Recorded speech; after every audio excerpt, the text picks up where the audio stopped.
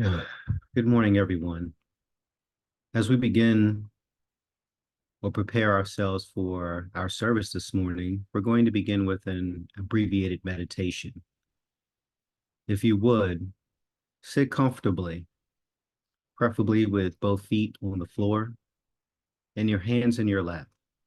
Any position will work, but this is a great position that allows us to not only meditate, but to ensure that we don't fall too much into comfort, whereas we are sleeping, but not so uncomfortable that we aren't able to focus. So the goal of this meditation is to simply clear our minds and to open our hearts. So as we sit back, we allow ourselves to begin by breathing in 3 big, deep breaths. Normally, I like to inhale for 4 seconds, hold for 2, and then release for 4 seconds, allowing all the air to expel from my lungs. Feel free to try something like this or a different version of this. So let's go ahead and breathe in and out.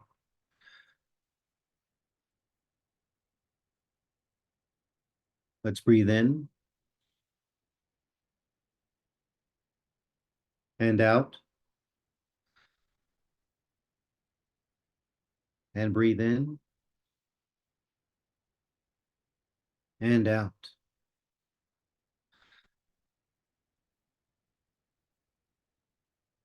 As we allow our bodies to relax, we pay close attention to our shoulders, allowing our shoulders to drop to release the tension in our shoulders. We release the tension from around our abdomen, allowing ourselves to breathe freely. And we simply feel the rise and fall of our chest.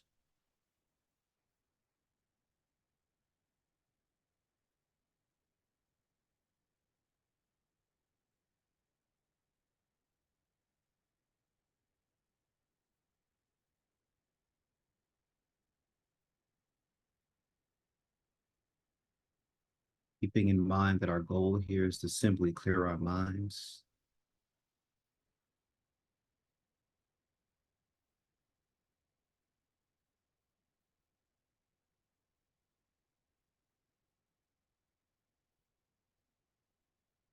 As we release our thoughts of what we must do today or tomorrow, or what we felt we should have done the day before. During this meditation and this service, we will let those things go. They'll be there when we return.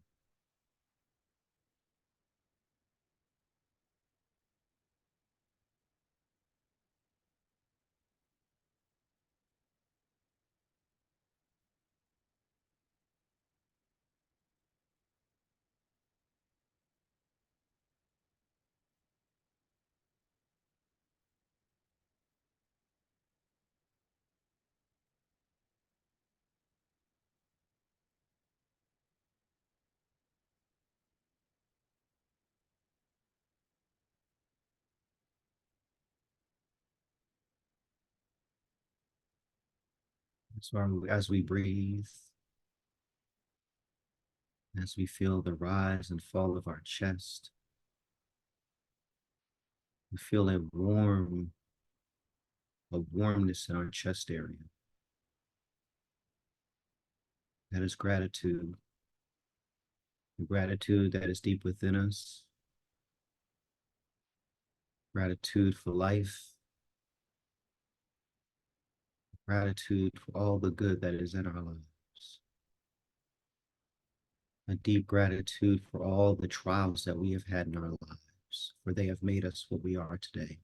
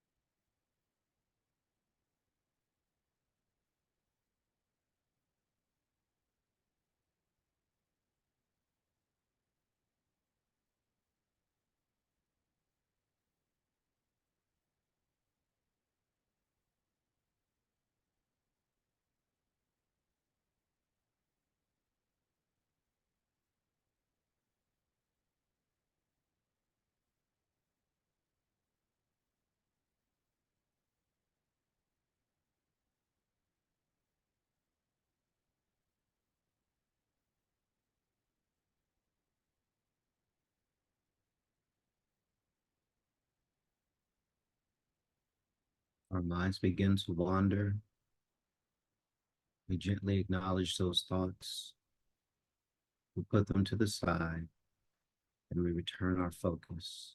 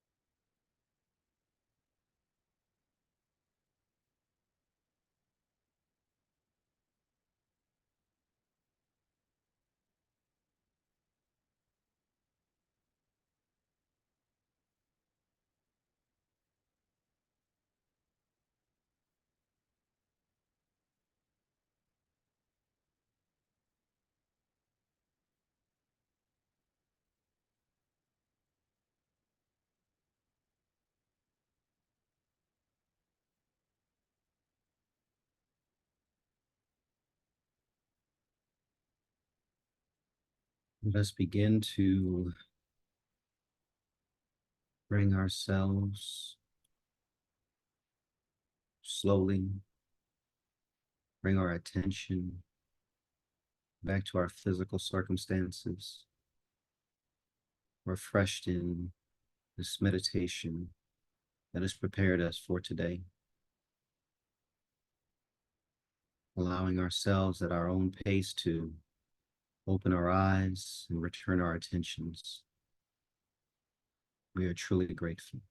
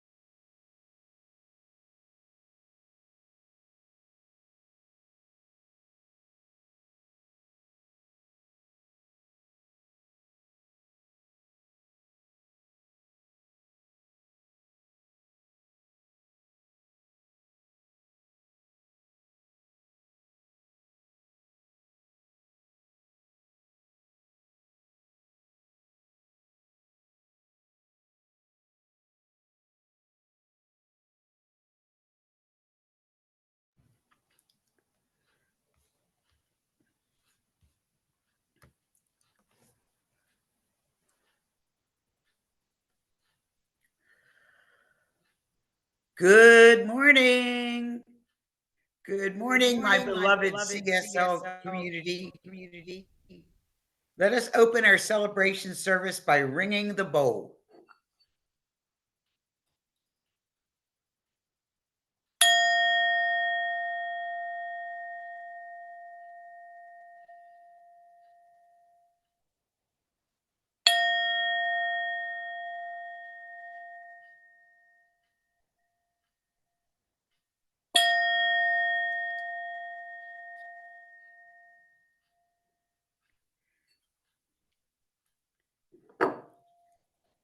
And now our musician, Nathan Aswell, will provide us with some beautiful music, and our invocation will be done by Jason Muhammad, our practitioner of the day.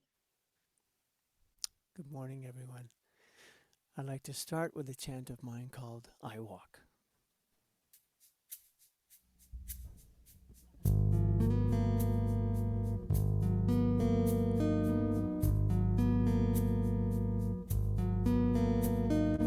I walk and make a way through the forest.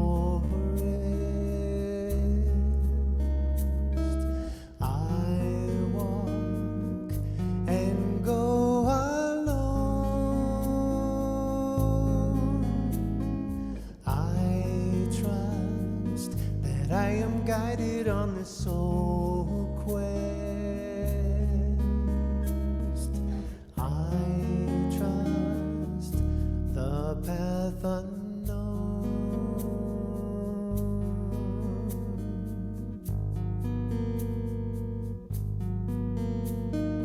I walk and make a way through the forest.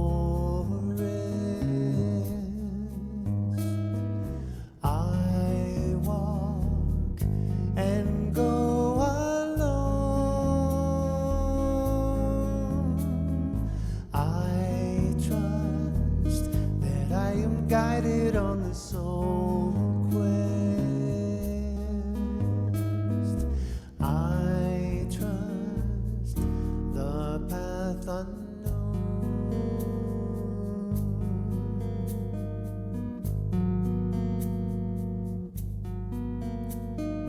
I walk and make a way through the forest. I walk and go alone. I trust that I am guided on the soul quest. I trust the path unknown.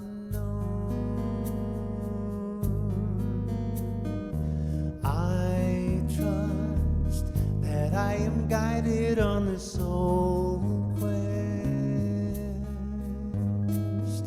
I trust the path unknown.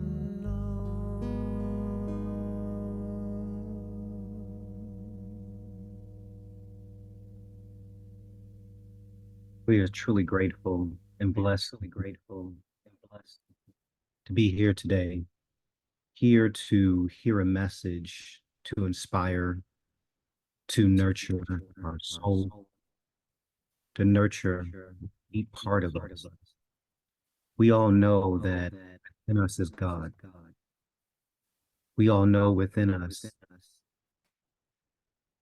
is something great to share with the world around us. And we open our hearts and our intellect to the message today to help us do that, to help us achieve the thing which we are here to do. We are truly grateful for that opportunity to learn and to grow and to even share with others, some of us not with our words, but just with the presence of our being. And we are grateful that Reverend Toni will be here to work. We're here to teach us today. And we know that her words are guided. We know that her words are powerful. We know that her words are transformative. We know that her words are that which we need to hear today. And in that, we are grateful. And in that gratitude, I release, let go with love and say, and so it is.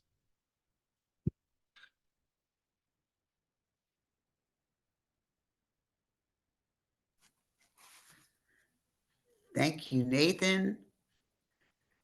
Thank you, Jason. I will tell you a little bit more about them later on in service. Once again, welcome to the Center for Spiritual Living Greater Baltimore's virtual service. Thank you for joining us from wherever you are and from whenever you decide to watch the recording. I am your host and the president of the Board of Trustees, Robin Farinholt. Our speaker today is Rev Toni LaMotta. Our practitioner for today, who led the pre-service meditation and the invocation, is Jason Muhammad. And again, our musician is Nathan Aswell. And our service producer, the wonderful and incredibly talented Dana Cole. Thank you all. Thank you all for your service. At the Center for Spiritual Living Greater Baltimore, every Sunday is a Bring a Friend or Family Member Sunday. We invite you to bring a friend or a family member. I don't care if you're out on the street and bring in a stranger, that's fine with me. But we want to spread the Center for Spiritual Living Greater Baltimore's love, light, and joy. All are welcome here with no exceptions. We would love to have them hang out with us. Excuse me. So now that I ask that you join me in reading our Center for Spiritual Living Greater Baltimore Covenant and Community Prayer. First, our covenant. This is what I know. The circle of divine love is complete. It comprehends all, includes all, and binds all together with everlasting unity. We are forever held in love's presence and care. Divine love is complete as me. I am the divine love that I am. And now our community prayer. There is only one life. This life is good. This life is God. This life is my life now. In knowing that I am one with this life that is God, I therefore know that I am one with all of its blessed expressions, that which includes the Center for Spiritual Living Greater Baltimore community. I know that the highest purpose of CSL Greater Baltimore is a revelation of God as divine love. As I now accept the highest expression of the Center for Spiritual Living Greater Baltimore into my life, I know that it is revealed in a way that glorifies God and serves the highest and greatest good for all who are touched by this presence. I am grateful God is gracious. Amen, Ashe, and so it is. Now I would like to welcome back Jason Muhammad for our reading and spiritual practice. Jason has had a varied spiritual education, including attending Catholic school, Pentecostal churches, and a study in Islam. I would love to sit down and talk to you, my friend. This sounds very interesting. Later in life, Jason began an extensive study of what is commonly called New Thought, although I like to call it ancient wisdom. Through authors such as Ernest Holmes, Harvey Spencer Lewis, Brian Tracy, Dr. Joseph Murphy, Maxwell Maltz, and Napoleon Hill. Think and get rich. In 2013, he joined the Centers for Spiritual Living and has become a licensed spiritual practitioner and a ministerial student. So we can be calling him Rev Jason soon, I hope. Professionally, Jason has been a software solutions engineer for 20 years and holds a BSc Computer and Technology, a Master in Arts for Training and Development, and an MBA. What some accomplishments, Jason. We are very grateful to have you here, and thank you very much for being our practitioner for today. Thank you very much, Robin. I'd like to share a reading today. This is from a book by Ernest Holmes called The Creative Mind. This is an older book, and so the language in the book is of the time that it was written. So where it refers to man, if we know that it's talking about humans, and we're talking about all of us. So if we could have our minds prepared to have more inclusive language as opposed to the time that this was written. The chapter that I'm going to read from, and it will just be a short excerpt of it, is Why and What is Man? And once again, we're talking about human. It says, we find in the physical universe that automatic laws govern everything. For instance, the tree cannot say, I will not, because the law that holds it in place. It grows without any volition of its own. So it is with all of nature. But when we come to man, we find a different manifestation of the spirit, a being who can say, I choose. In all creation, man alone is the individual. Man alone is free. And yet man alone is sick, suffers, and is unhappy. Man marks man marks the earth with ruin. Why? Because he has not found his true nature. The very thing that should free him and eventually will do so now limits him. God could not make an individual without making him able to think, and he cannot think without bringing upon himself the results of his thought, good or bad. This does not mean using two powers, but using the one from two standpoints. Man must be the outcome of the desire of the spirit to make something which expresses the same life that it feels. Man is made to be a companion of the infinite, but to arrive at this exalted plane of being, he must have his freedom and be let alone to discover his own nature, to return to love his creator only when he chooses to do so. I chose this reading based on the title and information that Reverend Toni shared with us, because now she'll be able to go into this much more deeply using today's language, and will make it clear that power that's within us. For the spiritual practice today, I simply would like for us to reflect on gratitude. I want us to reflect on gratitude for several reasons. One, because gratitude is the thing that I use to start my day. No matter how tough things get in life, always being thankful for what I have. I'll always be thankful for that which I've gone through, because I understand that those things made me who I am today. Also, gratitude, when we're thankful for what we have, we invite from God more. We invite from God greater. And when we are grateful for all that which is in our lives, we get to by being grateful for everything that's in our lives, we have the opportunity to unconsciously demonstrate that to everyone around us. And by unconsciously demonstrating it to those who are close to us, to those who we lead, like our children, maybe even our employees, we demonstrating that helps those individuals to imbue those same attributes as well. So I want us for this spiritual practice to take 30 seconds. This is a very short spiritual practice. And I simply want you to close your eyes for a moment, and I want you to think of three things that you are grateful of. Think of something that you are grateful of in the physical world. That could be the fact that you have a roof over your head, you have a car to drive, that you have a job. I want you to be thankful of something spiritual. I want you to be thankful, for example, you being able to understand something spiritually that you have never understood before, or you've had an experience that you've had. I want you to be thankful for something intellectually or mentally, the ability to understand something new, to grow in some way in an intellectual way. I want us to exercise gratitude in these three specific areas today, to be grateful for the parts that make us up, spiritually, physically, and also intellectually. I am so grateful. I will now turn the meeting back over to our host.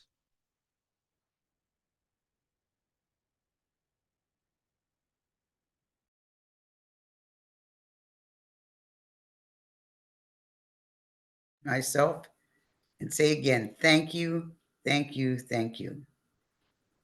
I'm grateful that you could share that with us and that you're with us today. And I mean that most sincerely. I would like to share a little bit about Nathan Aswell. He is a recording artist and an inspirational speaker based in Vancouver, British Columbia, which means he got up very early this morning to be with us. And he believes that his calling in this life is to encourage people to live big lives one small step at a time. His CDs, Little by Little, and Yes, are celebrations of life, transformation, evolution, and the oneness of humanity, delivered in a variety of popular music styles. In a testimonial, Reverend Terry Shea from the Center for Spiritual Living, White Rock, British Columbia, says, before Nathan opens his mouth to sing, before those talented hands touch his instrument, you know you are in the presence of a man who makes beautiful music and offers it generously as a gift to God and anyone lucky enough to be within earshot. Don't ever miss an opportunity to hear this man share his gift. What a wonderful, wonderful accolade. Nathan honors his calling by performing and speaking internationally at conferences, concerts, retreats, and churches, presenting his music, stories, and humor with his voice and the Chapman stick, a 12-string electronic instrument that is tapped with both hands like a piano, and I think sounds like a harp. To read more or purchase his music at nathanaswell.com, we are very, very grateful to have Nathan with us today.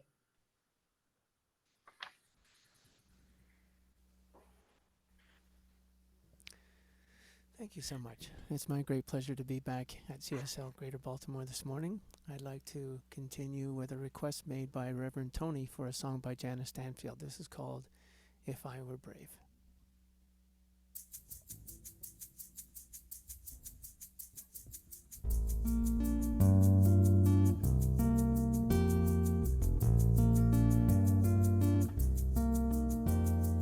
What would I do if I knew I could not fail? If I believed, would the wind always fill up my sail? How far would I go? What could I achieve? Trusting the hero in me. If I were brave, I'd walk the razor's edge, where fools and dreamers dare to tread, and I'd never lose faith, even when losing my way. What step would I take today if I were brave? What would I do today if I were brave? What would I do today if I were brave? What would I do today if I were brave? What would I do today if I were brave? What if we're all meant to do what we secretly dream? What would you ask if you knew you could have anything? Like the mighty oak sleeps in the heart of a seed, are the miracles in you and me. If I were brave, I'd walk the razor's edge, where fools and dreamers dare to tread, and I'd never lose faith, even when losing my way. What step would I take today if I were brave? What would I do today if I were brave? What would I do today if I were brave? What would I do today if I were brave? What would I do today if I were brave? If I refuse to listen to the voice of fear, would the voice of courage whisper in my ear?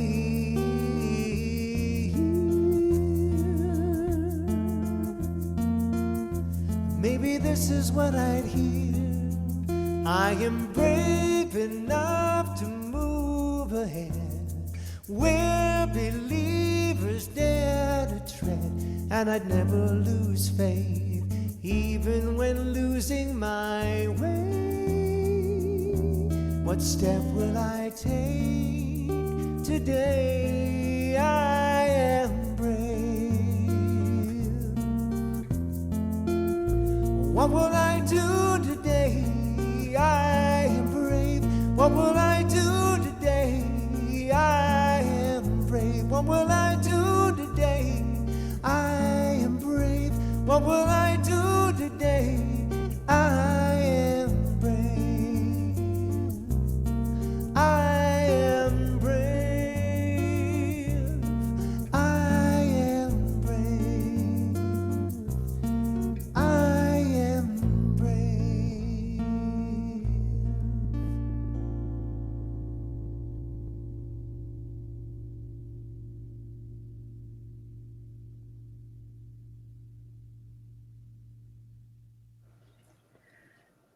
Nathan, Reverend Toni, that is one of my favorite songs that I have not heard for a very long time. So thank you, thank you, thank you so much. I am so excited to introduce Reverend Toni LaMotta.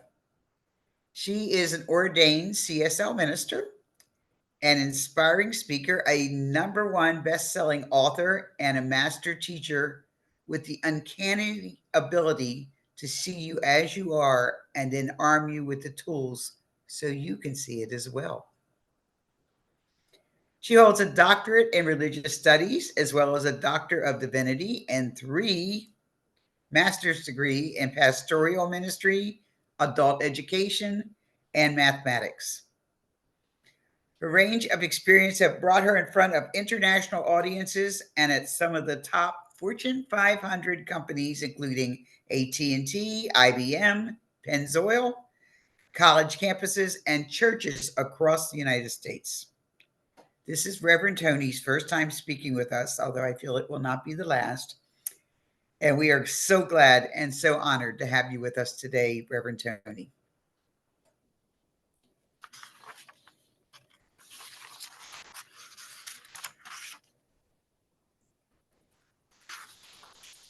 Oh, thank you so much, Robin. And I'm glad you love that song. And Nathan, you did a fabulous job on it. So it really does echo the message that I am sharing with you today.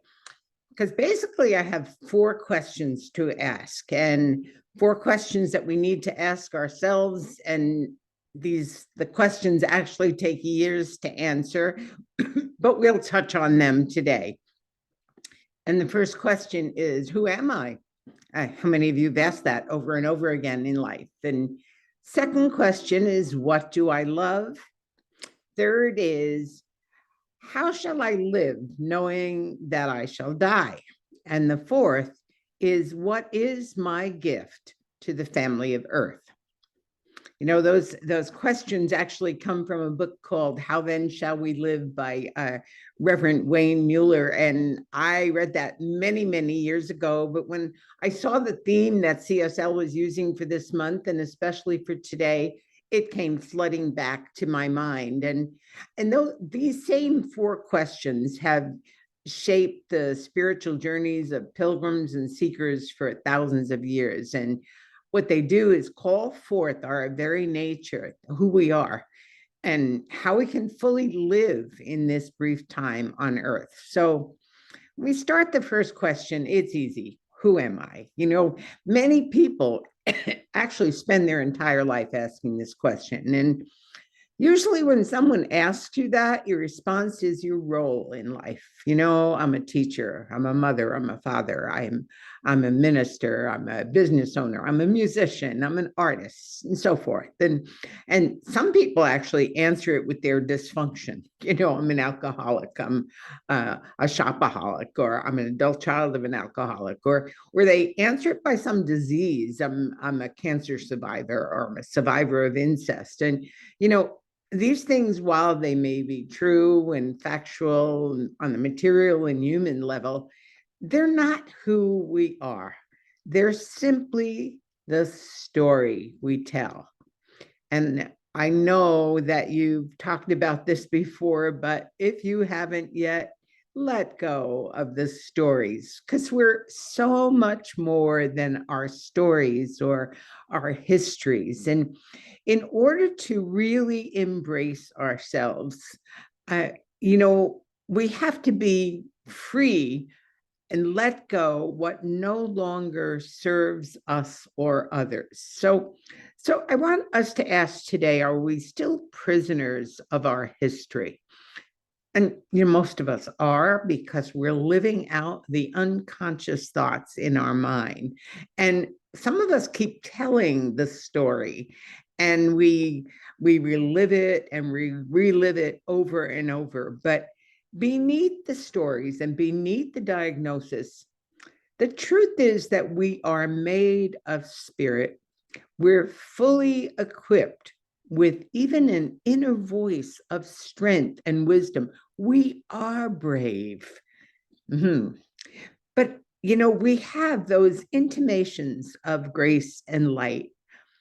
But how many of us actually live knowing we are beauty, we are power, we are order, we are peace, we are love?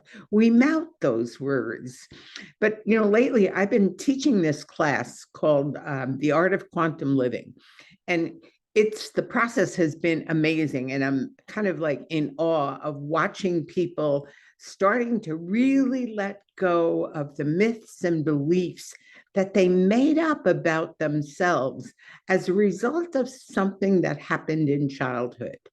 I'll give you a little example. My dad, when I brought home a report card when I was real little and it had all 98s on it, his response to me was, well, why isn't it 100? As a child, I didn't hear that my father was proud of me.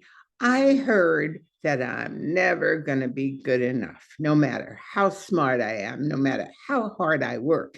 It's never going to be enough, and I'm never going to be recognized. And I lived with that message for a very long time. And then I learned about these processes of really what they call neuroplasticity, where I can actually change my memory so I could live who I came here to be and not from that shadow message. And so I love working with people with that kind of process to become who we really are and to really let go of the made up stories about ourselves. There's a fun illustration of this. There were these two monks who had taken a vow of celibacy, and they were standing on this muddy river ready to cross it. And just as they were about to cross, this beautiful young woman in fine clothes came upon them, and she also needed to cross. And one of the monks, not wanting to let her ruin her beautiful clothes, offered to carry her across the river. And so he does. And he puts her down on the other side, and then the two monks continue their journey. And then hours later, the second monk says to the first, I can't be quiet any longer. You shouldn't have carried that woman across the river. It's a violation of your vow to touch a woman. And the other monk looks and says, I let her go hours ago. Why are you still carrying her?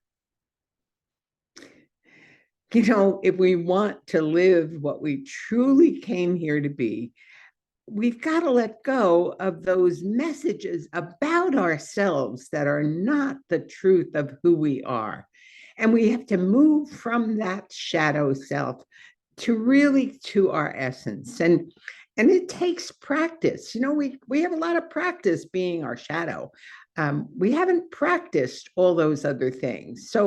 So we get the question, though, if I'm not my story, if I'm not my dysfunction, or I'm not my disease, then who am I? So spiritual teachers have been really reflecting on a deep question like that for thousands of years. And I know you're all good religious scientists, so these quotes won't come as any great surprise, but I invite you to take them in with new ears this morning. and hear what they have to say about who you really are. First, the Buddha, in his parting words of comfort and advice to his disciples, said, "You are all Buddhas, filled with divine nature. Be lamps unto yourself. Be your own confidence. Hold to the truth within yourself as the only truth." So if you were to answer the question, who am I, based on the Buddha's words, what would you say? And then Jesus said, "You are the light of the world." There was a young boy who lost his eyesight through an accident when he was like 7 years old. And he wasn't a particularly spiritual child and not even religious. But years later, he wrote about what happened when he became blind. And barely 10 days after the accident blinded me, he said, I made a basic discovery that although I couldn't see the light of the world anymore, the light was still there. I found it in myself. What a miracle. It was intact. And if you were the answering the question, who am I, based on Jesus and this boy's words, what might you say?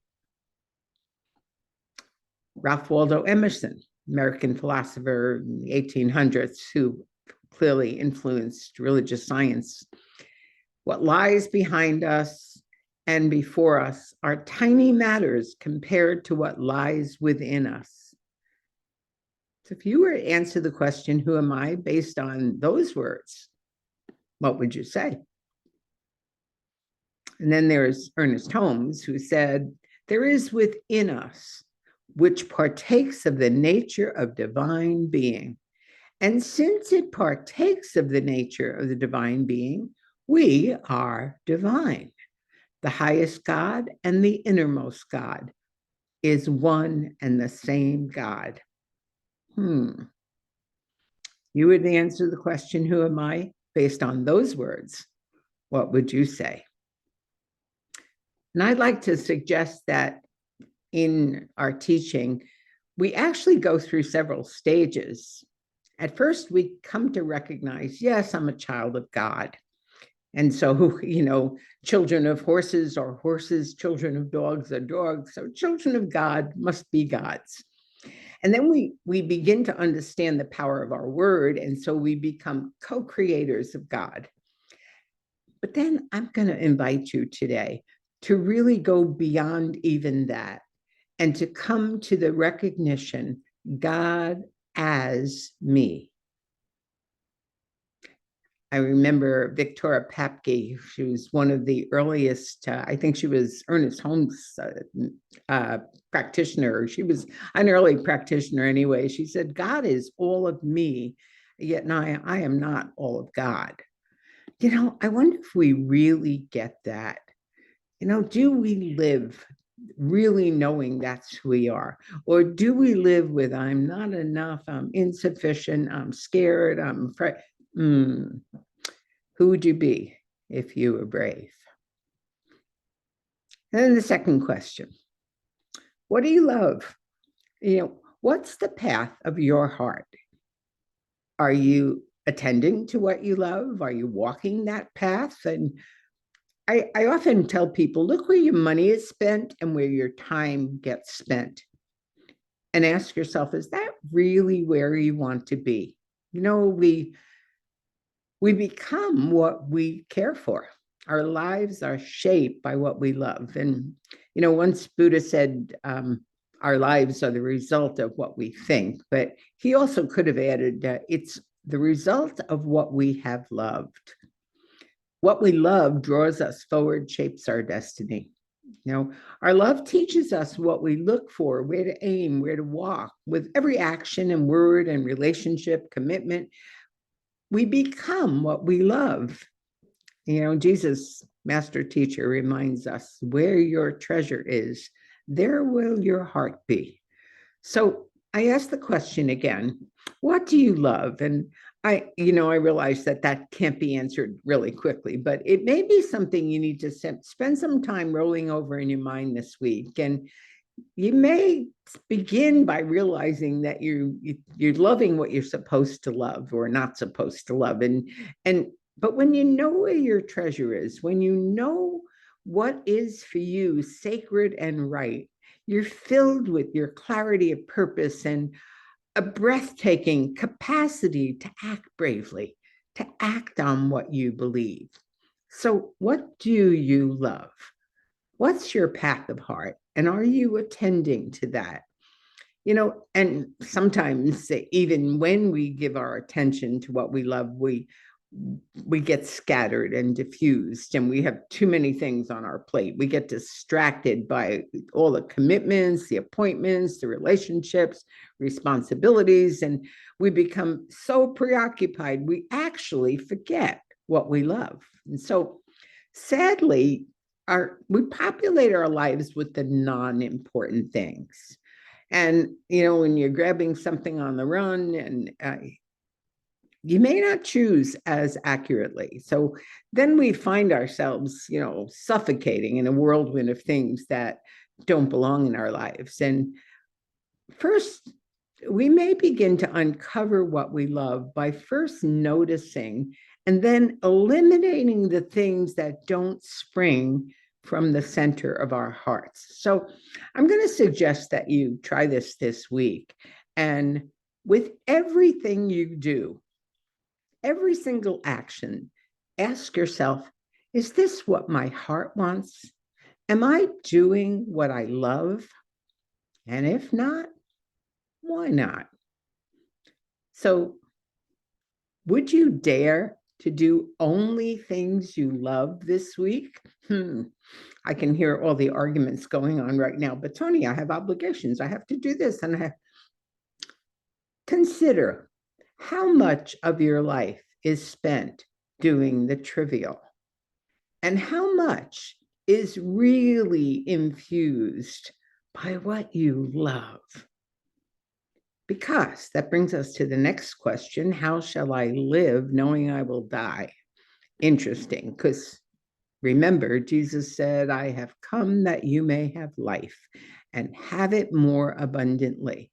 And so when we begin to frame our lives and looking at the reality that we actually have a limited time in these bodies on this earth, and all other things start to move into perspectives. Everybody knows they're going to die, but nobody believes it really. If we did, we would do things differently. The Buddhists have a practice. I think it's called Maran Sati or something. It's death awareness. Encourage us to face death to enrich and illuminate our lives. And it asks us to really look at the inevitability of our death, to embrace death. It's not morbid. Not to deny death is really morbid, fearful and dishonest to pretend that we don't face death. So the practice they suggest is to wake up saying, I could die today. And as you're going about doing the simple routine tasks, in addition to asking, is this what I love? Saying, I could die today. And if so, is this what I want to be doing? Would I be telling people close to me that I love them more, or how important they are? Or would I be having this argument right now that I'm having, that I'm engaged in? What would I be doing if I knew I could die today? That's a way to really come to freedom, to live each day with clarity and courage, to be brave. If we know we'll die, all danger disappears.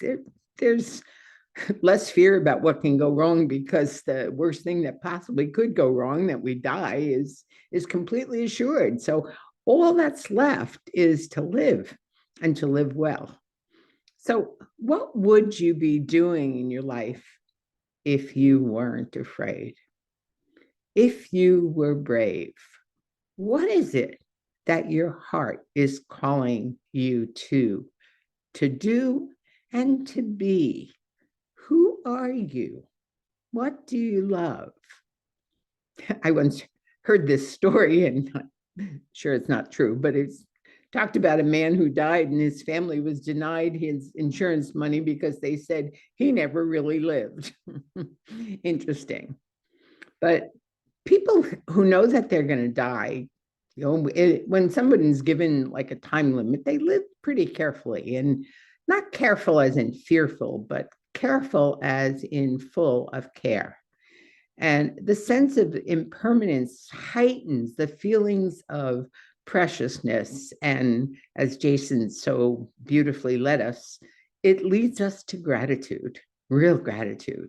Every word, every act, every relationship holds the possibility of giving birth to something that's filled with great care and love.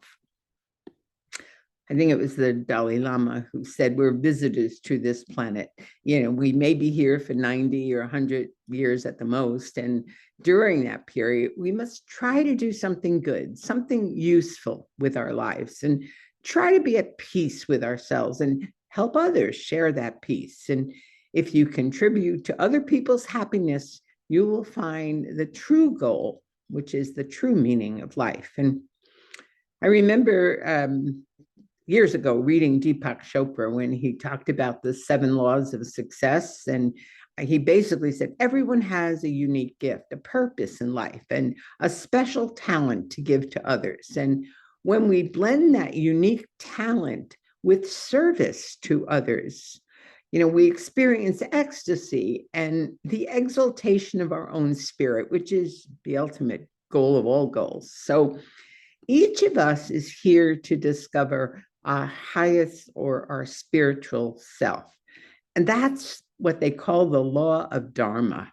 Find for ourselves what's inside of us is a god or a goddess in embryo that wants to be born so we can fully express our divinity. The second component of the law of Dharma is to express our unique talents. And the law says that every single human has a unique talent. You have a talent that's unique in expression, so unique. There's no one else alive on this planet that has that talent or that way the talent is expressed. And that means that there's one thing that you can do, the one way of doing it that's better than anyone else on the planet. So are you doing it?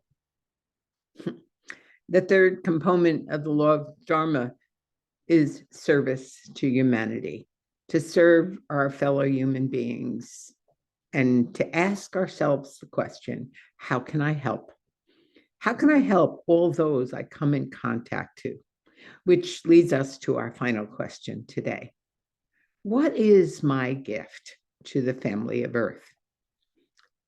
If you want to make the maximum use of this law of Dharma, then you have to make the commitments. First of all, I'm going to seek to live from my highest self, which is beyond my ego, through my spiritual practice. So ask yourself where the hidden beliefs are that you're still holding on to.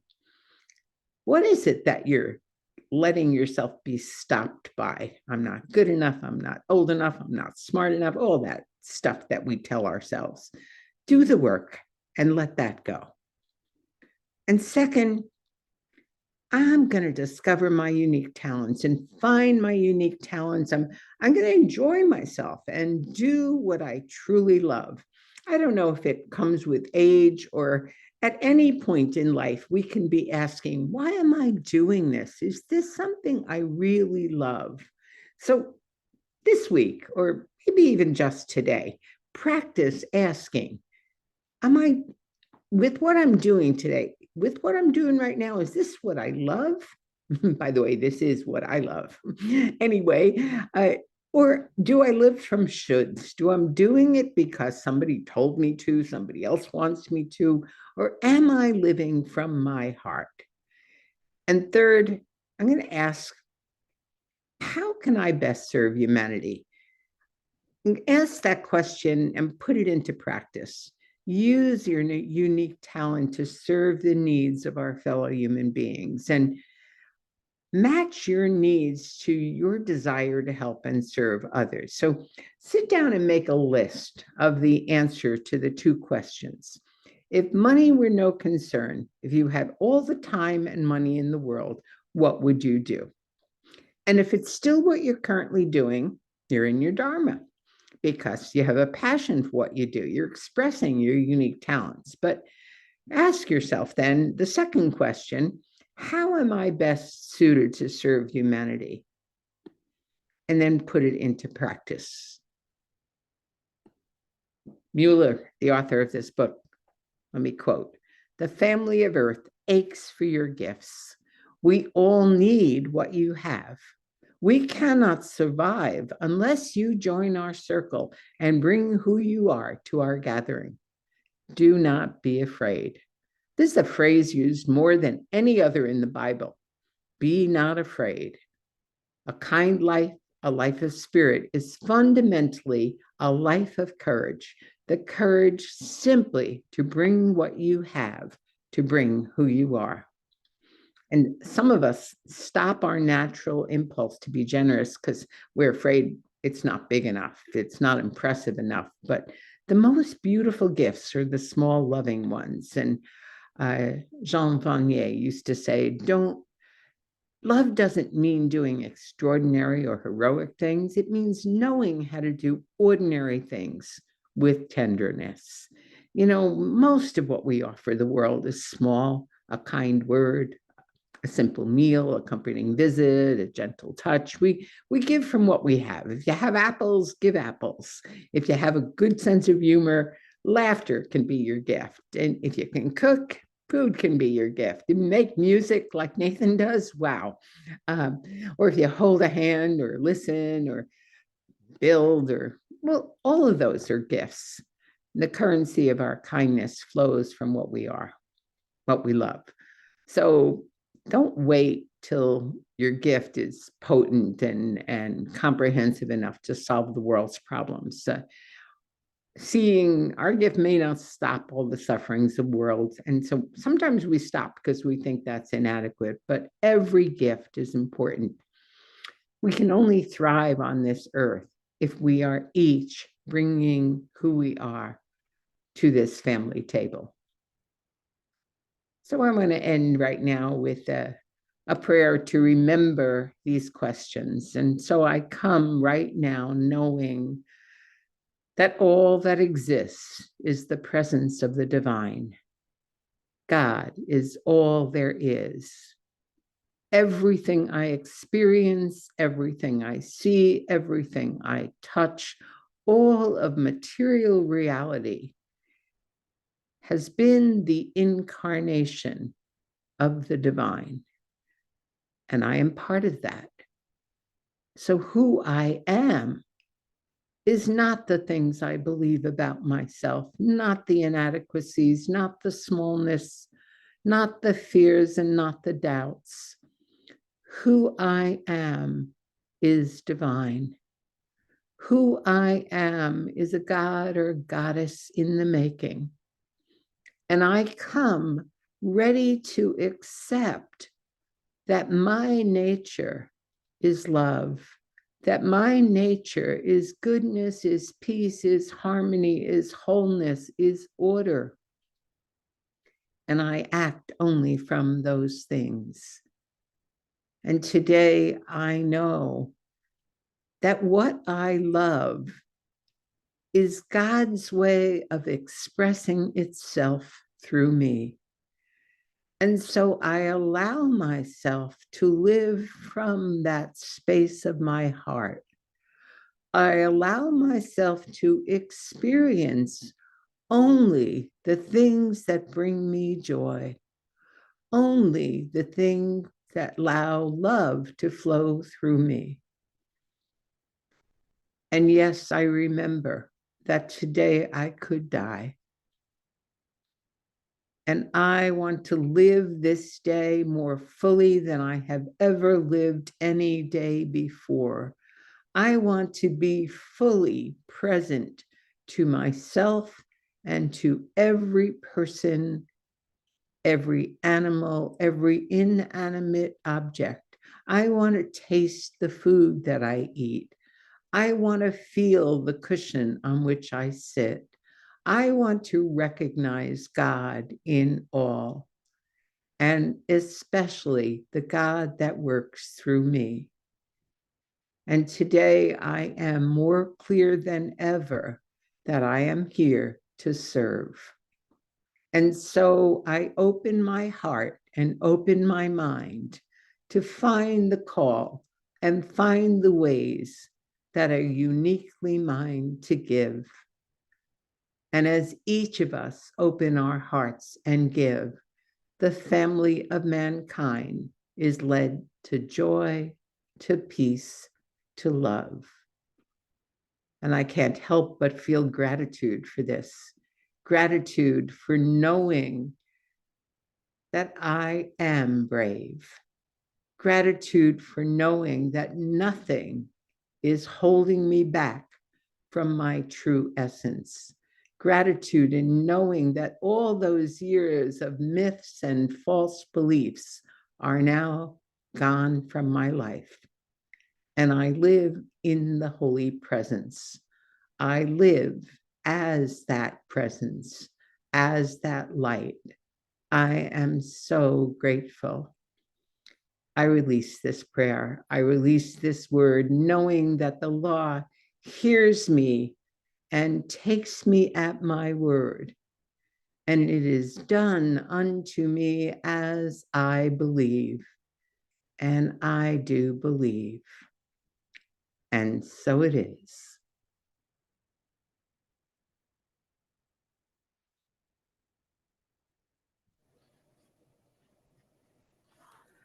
Wow. Wow. Wow. Did you ever hit some nails on the head with that one, Reverend Toni? Thank you. Just to recap, who am I? What do I love? How shall I live knowing I will die? And what is my gift to the family of Earth? Those are some great questions to take forward with us into this week. Thank you so, so much. And I so look forward to having you back again. Well, and it's a great segue into the next part of our service, which is conscious giving. Conscious giving at CSL Greater Baltimore. We practice conscious giving, also called dana. In Hinduism, Buddhism, Jainism, and Sikhism, dana is the practice, and I love this term, cultivating generosity. Cultivating generosity, making it grow and making your body feel like you are the most generous person it can be. And that can take the form of giving to those in need, giving to a community, giving to where you're spiritually fed, giving to yourself. As we gather today in the spirit of love and fellowship, we are mindful of the profound impact of conscious giving. Cultivating generosity, dana. As we give, we receive. And there are a few ways to practice conscious giving and your support of the Center for Spiritual Living Greater Baltimore. You will find them on the donate page, which is displayed on your screen. And by using our website, using PayPal, Giveify, text, you can put a check in the mail. I don't care how you do it, but make yourself feel good, because as you give, you receive. So I ask that you, together as a community, let us declare our financial wealth and abundance. I joyfully, consciously, and gratefully participate in the law of circulation. I trust in the spiritual principle that says, as I sow into my beloved community, I demonstrate my awareness of standing not only in the flow, but as the flow itself. As I sow of myself, my time, my treasure, my talent, the things that I love, I demonstrate my support and engagement in my community's vision, mission, and purpose. I actively give as a demonstration of manifesting, of reaping the harvest of a world that works for all. Thank you all for your support. And now Nathan is going to grace us with another of his beautiful selections. Thank you, Nathan. Thank you, Robin. Reverend Toni, what a fantastic talk. Well, I hope that this helps to amplify it even more. This is a song of mine called The Making of a Soul.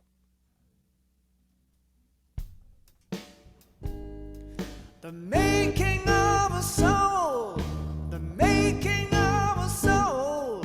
I'm busy with the making of a soul.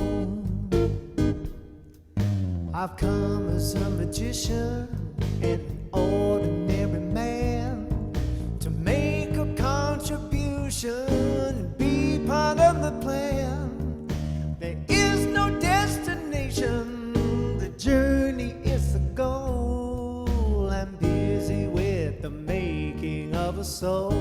Whoa, whoa, busy with the making of a soul. Part of me's an artist, part of me's a fool. I have no map to guide me, there is no book of rules. The only thing that's certain is joy will lead me home. I'm busy with the making of a soul. Whoa, whoa, busy with the making of a soul. The making of a soul, the making of a soul. I'm busy with the making of a soul. Lurking in my shadow are things I must reclaim. I call them out into the light and give each one a name. 'Cause everyone's a mirror that helps to make me whole. I'm busy with the making of a soul. Whoa, whoa, whoa. Busy with the making of a soul. The making of a soul, the making of a soul. I'm busy with the making of a soul. I'm part of God unfolding. I trust and fully give. All that really matters is that while I live, I live. My gifts are what is needed. The universe is home. I'm busy with the making of a soul. Whoa, whoa, busy with the making of a soul. The making of a soul, the making of a soul. I'm busy with the making of a soul. The making of a soul, the making of a soul. I'm busy with the making of a soul.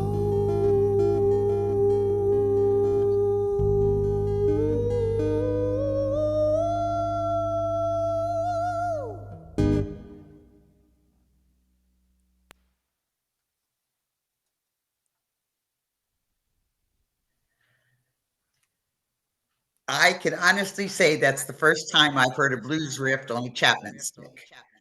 That was awesome. Awesome, Nathan. Thank you so much. Wow. Oh, that was incredible. Well, yeah, I could tell your heart was in that one. So thank you again. Well, here at the Center for Spiritual Living Greater Baltimore, we have a lot of exciting things happening. Of course, you can meet us on the first and third Sundays at our new location, which is 320 East Towson Town Center. It's the children's course of Maryland. We're on the terrace level of the Cranston building. Next Sunday is the fifth Sunday, and we will be meeting in person for Easter Sunday celebration. Bring your friends, bring your family, bring your dogs, bring your neighbors, wear your Easter bonnet. I don't care if you dress up or you wear a t-shirt with an Easter egg on the front of it and a pair of jeans and flip-flops. Be there. Be there, because it's going to be a very special celebration with our brother Eugene Holden as our speaker, and it will be a fun and exciting day. Ama is confirmed as our artist. Oh, Amachandra is going to be our artist. Yes, yes, yes. It's going to be great. Ah, on Wednesdays, we have a special gathering called our Wednesday Oasis. It's our midweek pickup with a meditation session or a primer on a spiritual topic. There's always a treat. The space is a respite and a sanctuary in the middle of the week. All are welcome. It's on our Zoom link under classes and events. Well, look at these wonderful women on here. As we did before, we are putting together blessing bags to those who are experiencing homelessness. Please see me to make a donation, or if you want to help assemble or distribute the blessing bags. For those who may not be familiar with this, they are 2-gallon plastic bags with water and snacks and hygiene products and socks and gloves and all the things that might assist those who are experiencing homelessness. And in there will also be a little note that says, "We see you, we respect you, we love you. Center for Spiritual Living, Greater Baltimore." And put this on your calendar. October 5th, 2024 will be the Peace and Wellness Festival. It used to be formerly known as the World Peace Party. It's in celebration of the UN International Day of Peace. It'll have food, it'll have music, it'll have great vibes, and it will be a very fun day. There is no admission fee. You walk in and just have a wonderful time. Please join us on October 5th. In case you haven't noticed, prayer works. Take notice, because we as a community continue to treat and move our feet, knowing the truth for everyone around the planet. We're changing the world one person, one interaction at a time, one prayer at a time. So prayer requests can be sent via email to info@CSL Greater Baltimore, and one of our wonderful practitioners will respond to you. If you would like the practitioner on duty to join us in prayer or join you in prayer after service, go to the Zoom room and type prayer in the chat, and we'll put you in a private room for prayer.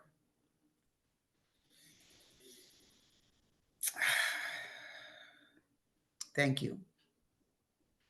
My deepest gratitude to everyone who is joining us today, if you're watching it at another time. My thank you to Reverend Toni, to Nathan, to Jason for joining us today. We honor your presence, and we know that we are all part of one big family.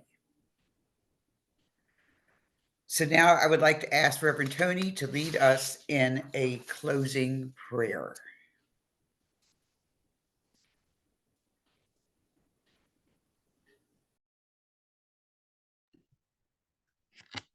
So join me as we remember the presence, the power of God, the presence of love, the presence of harmony, of peace, of joy, and celebrate that that is the essence of who we are. And today I recognize more fully than ever before my own divine nature. And as I see it in myself, I see it in everyone here. And I invite us to see it in each other, in every person, in every event that we meet this day, this week. Let us walk together as God. Let us know right now, right here, that all that is needed in our life is handled. And we are receiving divine blessing as we open ourselves more and more to that incredible gift of life itself. This day I live, knowing that I could die, and knowing that my life makes a difference. This day I celebrate the gift of life in each of us. I celebrate the God in each of us. I let this word be in gratitude for life itself, in gratitude for every person gathered here this morning. I let this word go to the law that is perfection. It is done, it is so, and all is well. And so it is.